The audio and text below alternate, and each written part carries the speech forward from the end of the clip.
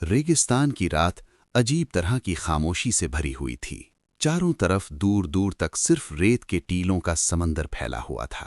लेकिन उस सन्नाटे के पीछे एक तूफान छिपा हुआ था। कल सुबह इतिहास बदलने वाला था। रेगिस्तान के एक कोने में छोटी सी मुस्लिम सेना आराम कर रही थी। सिर्फ 313 लोग। कुछ के पास तलवार थी, कुछ के पास भाले, और कई ऐसे भी थे जिनके पास ठीक से हथियार भी नहीं थे।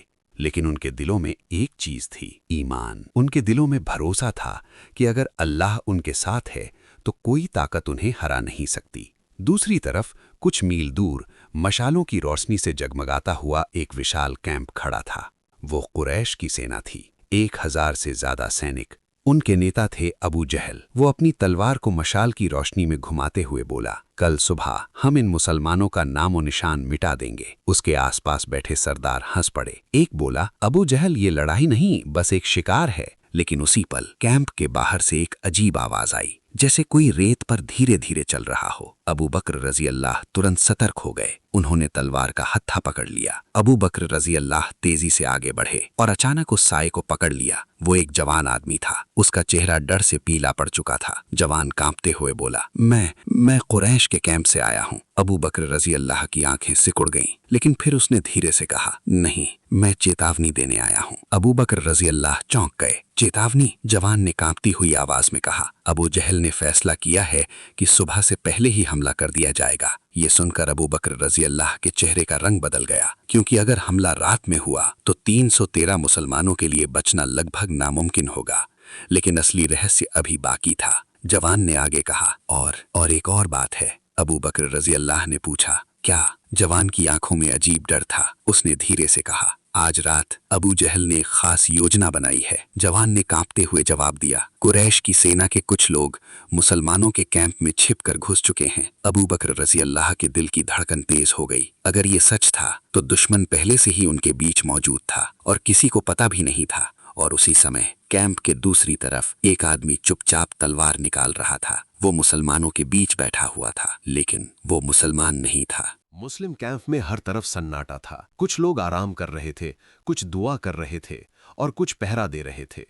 लेकिन अबू बकर रजी अल्लाह के दिल में एक बेचैनी उठ चुकी थी, क्योंकि अभी अभी जो खबर मिली थी वो साधारण नहीं थी। अबू बकर रजी अल्लाह ने उस जवान को मजबूती से पकड़ा और पूछा, तुम सच बोल रहे हो? जवान ने सिर झुका लिया। मैं झूठ क्यों बोलूंगा? अगर मैं चाहता तो चुप रहता, लेकिन मैं खून खराबा नहीं चाहता। अबू बकर रजी अल्लाह ने उसकी आंखों में गहराई से देखा। उसकी आंखों में डर था, लेकिन धोखा नहीं। लेकिन अचानक दूर से घोड़े के हल्के कदमों की आवाज सुनाई दी। एक घोड़ा दिखाई दिया। उस घोड़े पर एक जवान सवार था। वो थे अली इब्न अबी तालिब रजी अल्लाह। उन्होंने घोड़े से उतरते हुए पूछा, अबू बकर, सब ठीक है? अबू बकर रजी अल्लाह ने धीरे से कहा, हमें एक खबर मिली है और ये खबर अच्छी नहीं है। अली रजी अल्लाह की भौहें सिकुड़ गईं। अबू बकर रजी अल्लाह ने उस जवान की तरफ इशारा किया, ये कुरैश के कैंप से आया है। कहता है कि दुश्मन के कुछ लोग हमारे कैंप के अंदर घुस चुके हैं। अली रजी अल्लाह कुछ पल तक चुप रहे, फिर उन्होंने चारों तरफ नजर दौड़ाई। कैंप बिल्कुल शांत दिखाई दे रहा था। उन्होंने धीरे से कहा, हमें तुरंत पता लगाना होगा कि वो लोग कौन हैं। तभी कैंप के अंदर से अचानक एक तेज आवाज आई, जैसे कोई चीज गिर गई हो। वहां कुछ लोग इकट्ठा हो चुके थे। एक मशाल जल रही थी और उसके सामने एक आदमी जमीन पर पड़ा हुआ था। उसके हाथ में एक छोटी सी खंजर थी। अली रजी अल्लाह आगे बढ़े। उन्होंने उस आदमी का चेहरा देखा। वो मुसलमानों के साथ बैठा हुआ एक आदमी था जिसे कई लोग पहचानते थे, लेकिन अभी उसकी आंखों में अजीब घबराहट थी। एक सहाबी ने कहा, हमने इसे चुपके से इधर उधर घूमते हुए देखा। जब हमने रोका तो इसने खंजर निकाल लिया। अली रजी अल्लाह की नजर उस खंजर पर पड़ी। वो साधारण खंजर नहीं था, उसकी बनावट कुरैश के हथियारों जैसी थी। अली रजी अल्लाह ने धीरे से पूछा, तुम कौन हो? आदमी चुप रहा। अबू बकर रजी अल्लाह ने सख्त आवाज में कहा, सच बोलो। आदमी की सांसें तेज हो रही थीं। कुछ पल की खामोशी के बाद उसने धीरे से कहा, मैं कुरैश का आदमी हूँ। चारों तरफ हलचल मच गई। कुछ लोगों ने तलवारें निकाल ली, लेकिन अली रजी अल्लाह ने हाथ उठाकर सबको शांत किया। उन्होंने पूछा, तुम यहाँ क्यों आए हो? आदमी ने कांपती आवाज में कहा, हमें आदेश मिला था कि रात में अंदर घुसकर हमला करें। कितने लोग हो तुम? 4। अबू बकर चौंक गए। बाकी 3 कहाँ हैं? आदमी ने जवाब नहीं दिया। उसकी आंखें इधर उधर घूम रही थीं, जैसे वो किसी को ढूंढ रहा हो। और तभी कैंप के दूसरी तरफ से अचानक एक चीख सुनाई दी। सब लोग उस दिशा में देखने लगे। अली रजी अल्लाह बिजली की तरह उस तरफ दौड़े। जब वे वहां पहुंचे तो उन्होंने देखा कि एक पहरेदार जमीन पर गिरा हुआ था। उसके पास खून फैला हुआ था और दूर रेत के टीलों के पीछे 3 साए भागते हुए दिखाई दे रहे थे। अली रज़ियल्लाह ने बिना एक पल गवाए तलवार निकाली, फिर तेज आवाज में कहा, कोई उन्हें जाने मत देना। कुछ सहाबी तुरंत उनके साथ दौड़ पड़े। रेगिस्तान की रेत पर तेज कदमों की आवाज गूंजने लगी, लेकिन अली रज़ियल्लाह की रफ्तार बहुत तेज थी। उन्होंने एक टीला पार किया, फिर दूसरा, और अचानक सामने 3 आदमी दिखाई दिए। वे भागते भागते रुक गए। उनके हाथों में तलवारें थीं। अली रज़ियल्लाह ने तलवार कसकर पकड़ी। उनकी आंखों में बिजली चमक रही थी। लेकिन तभी अचानक एक अजीब चीज हुई। आसमान में तेज हवा चलने लगी, रेत का बवंडर उठने लगा। ऐसा लग रहा था जैसे अचानक तूफान आ गया हो। तीनों दुश्मन कुछ पल के लिए घबरा गए और उसी पल अली रज़ियल्लाह बिजली की तरह आगे बढ़े। उनकी तलवार चमकी और अगले ही पल रेगिस्तान की खामोशी फिर से लौट आई। लेकिन उस तूफान में कुछ ऐसा भी हुआ जिसे देखकर अली रज़ियल्लाह खुद कुछ पल के लिए छिटक गए, क्योंकि उन्हें लगा जैसे रेत के उस तूफान में कोई और भी मौजूद था, कोई ऐसी ताकत जो इंसानों की नहीं थी। बद्र का मैदान अब पूरी तरह तैयार था। दोनों सेनाएं आमने सामने खड़ी थीं। रेगिस्तान की हवा चल रही थी और रेत के कण हवा में उड़ रहे थे। सूरज अब धीरे धीरे ऊपर उठने लगा था। उसकी किरणें तलवारों पर पड़कर चमक रही थीं। कुछ पल पहले तक मैदान में सन्नाटा था, लेकिन अब वो सन्नाटा टूटने वाला था। कुरैश की सेना की तरफ से 3 ताकतवर योद्धा आगे आए। उनके कदम भारी थे। उनकी चाल में घमंड साफ दिखाई देता था। उन्होंने ऊंची आवाज में पुकारा, क्या मुसलमानों में कोई है जो हमसे मुकाबला करे? उनकी आवाज पूरे मैदान में गूंज गई। कुरैश की सेना के सिपाही मुस्कुरा रहे थे। उन्हें पूरा भरोसा था कि उनकी ताकत के सामने मुसलमान टिक नहीं पाएंगे। मुसलमानों की पंक्ति में हल्की सी हलचल हुई। सबकी नजरें नबी की तरफ उठ गईं। नबी ने अपने साथियों की तरफ देखा। उनकी नजरों में भरोसा था। उन्होंने इशारे से बताया कि मुकाबले के लिए आगे बढ़ो।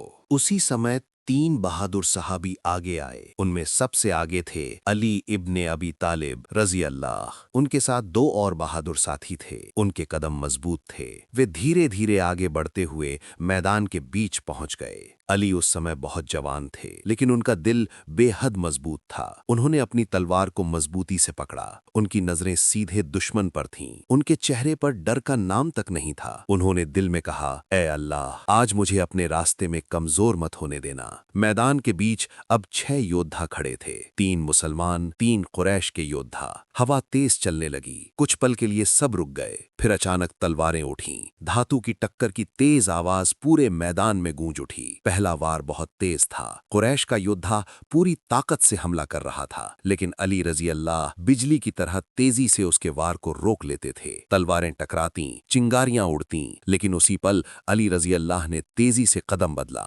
उन्होंने अपनी तलवार घुमाई और एक तेज वार किया। तलवार बिजली की तरह चमकी। अगले ही पल कुरैश का योद्धा जमीन पर गिर चुका था। ये देखकर मुसलमानों की पंक्ति से जोरदार आवाज उठी, अल्लाहू अकबर। उधर कुरैश की सेना के चेहरों पर हैरानी छा गई। अबू जहल दूर खड़ा ये सब देख रहा था। उसने दांत भींचते हुए कहा, ये सिर्फ शुरुआत है, अभी असली जंग बाकी है। रेगिस्तान की हवा तेज हो रही थी। सूरज अब और ऊपर आ चुका था और बदर का मैदान अब एक ऐसी जंग देखने वाला था जिसे इतिहास हमेशा याद रखेगा। दूसरा योद्धा गुस्से में आगे बढ़ा। उसने जोर से हमला किया, लेकिन अली की तलवार फिर चमकी और कुछ ही पल में वो भी जमीन पर गिर गया। लेकिन उसी समय कुछ अजीब हुआ। अली ने अचानक पीछे मुड़कर देखा, क्योंकि उन्हें ऐसा लगा जैसे उनके पीछे कोई खड़ा है, लेकिन वहां कोई नहीं था, सिर्फ हवा और उड़ती हुई रेत। फिर भी उन्हें साफ महसूस हुआ कि अभी अभी किसी ने उनकी मदद की थी, कोई ऐसी ताकत जो दिखाई नहीं दे रही थी। उधर टीले पर खड़ा अबू जहल ये सब देख रहा था। उसके चेहरे का रंग बदल चुका था। उसने दांत भींचते हुए कहा, अब पूरी सेना हमला करेगी। उसने हाथ उठाया और अगले ही पल 1000 से ज्यादा सैनिक मैदान की तरफ दौड़ पड़े। रेगिस्तान की जमीन उनके कदमों से कांपने लगी। लेकिन उसी समय आसमान में फिर वही अजीब चमक दिखाई देने लगी और कुछ लोगों को ऐसा लगा जैसे हवा में सैकड़ों सवार दौड़ रहे हों। मुस्लिम सेना सामने खड़ी थी। सिर्फ 313 लोग, लेकिन उनके चेहरों पर डर नहीं था। उनके दिलों में एक ही आवाज गूंज रही थी, अल्लाहू अकबर। नबी करीम सल्लल्लाहु अलैहि वसल्लम ने अपने हाथ उठाए और दुआ की, या अल्लाह, अपने बंदों की मदद फरमा। उसी समय पहली टक्कर हुई। दोनों सेनाएं आपस में भिड़ गईं। अली इब्ने अबी तालिब रज़ियल्लाहु अन्हु सबसे आगे थे। उनकी तलवार बिजली की तरह चल रही थी, हर वार तेज, हर कदम मजबूत। उनकी बहादुरी देखकर मुस्लिम सेना का हौसला और बढ़ गया। लेकिन कुरैश की सेना बहुत बड़ी थी, हर तरफ से हमले हो रहे थे। कुछ पल के लिए ऐसा लगा जैसे संख्या का फर्क बहुत भारी पड़ सकता है। तभी अचानक हवा फिर तेज होने लगी, रेत के छोटे छोटे बवंडर उठने लगे। कुरैश के कई सैनिक अपनी आंखें ढकने लगे। उनमें से एक चिल्लाया, रेत मेरी आंखों में जा रही है। लेकिन मुस्लिम सेना को ऐसा लग रहा था जैसे हवा उनके खिलाफ नहीं थी, जैसे कोई अदृश्य ताकत उनके रास्ते साफ कर रही हो।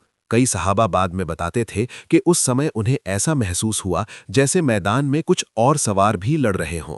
ऐसे सवार जिनके चेहरे दिखाई नहीं दे रहे थे, जिनकी तलवारें हवा की तरह तेज थीं। लेकिन उस पल किसी को समझ नहीं आ रहा था कि ये क्या हो रहा है। उधर अबू जहल टीले पर खड़ा गुस्से से सब देख रहा था। उसके चेहरे पर अब हंसी नहीं थी। वो चिल्लाया, डरो मत, आगे बढ़ो।